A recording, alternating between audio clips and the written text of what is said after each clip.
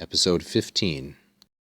This portion of this sentence was covered in 2 episodes. I'm going to make just one point about it, but first we'll read on. Eodem quomodo de Aristotele et Isocrate judico, quorum uterque suo studio delectatus contempsit alterum, sed cum statu issem scribere ad te aliquid hoc tempore, multa post hoc abeo ordiri maxime volui, quod et aetati tuae esset, aptissimum et auctoritati mei. As I've said, I've covered this sentence in 2 episodes in some detail, and it is quite a rich sentence, so it's justified. One quick point. These C clauses here, C with the pluperfect subjunctive, is a past contrary to fact, and this C with voluisset and tenuisset, 2 additional pluperfect subjunctives, is a contrary to fact. Now there are 2 kinds of contrary to fact sentences, or conditionals I should say. There's a contrary to fact present, which uses the imperfect subjunctive, and there is a contrary to fact past, like these, which use pluperfect subjunctives. Oftentimes these can be mixed, and conditionals generally, there being 6 major types, are often mixed. And the contrary to fact is sometimes called the unreal conditions as well, indicating something that did not happen, whether in the present or in the past.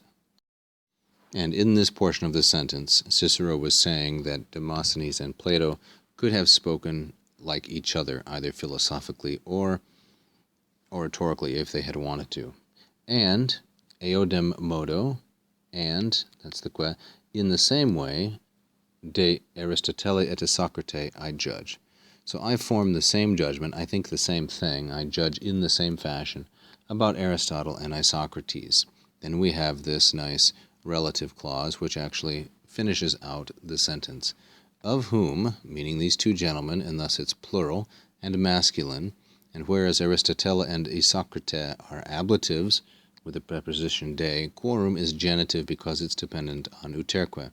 Each of whom, suo studio delectatus, so enamored, delectatus, or was so enamored of his own study or by his own pursuit, that he despised the other.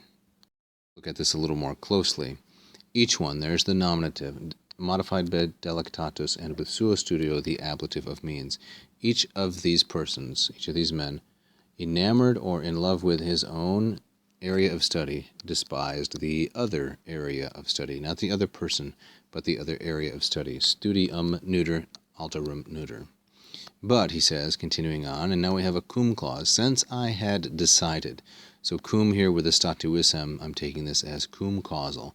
Because I had decided, pluperfect subjunctive, to write to you, this is his son, something, there's the object of scribere, at this time, notice scribo ad, to write to a person, something at this time, and many things hereafter, later on, abeo ordiri maxime volui. I wanted most of all, superlative adverb, to begin, ordiri, from this point. Ordiri is the infinitive of the 4th conjugation deponent verb ordior.